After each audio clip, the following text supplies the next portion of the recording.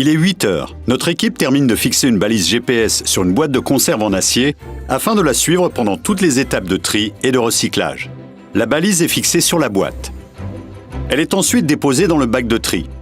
Les rippers récupèrent les emballages triés et embarquent notre boîte de conserve. Ils poursuivent leur tournée. Une fois leur collecte terminée, ils se dirigent vers le centre de tri à 15 km de là. Grâce à notre balise, nous la suivons à la trace. Le camion arrive dans le centre de tri. Les emballages collectés sont pesés, puis déchargés. Les emballages en acier sont séparés des autres emballages par magnétisme, grâce à un gros aimant.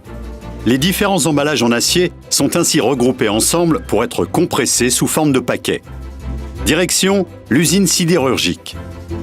Ici, les paquets d'acier sont pesés et contrôlés, puis stockés dans le parc à ferraille. Les emballages et la ferraille sont amenés à l'aciérie, où ils sont mélangés à la fonte en fusion dans un convertisseur. L'acier liquide ainsi obtenu s'écoule dans des lingotières pour former une coulée continue de 25 cm d'épaisseur qui est coupée pour former des barres d'acier.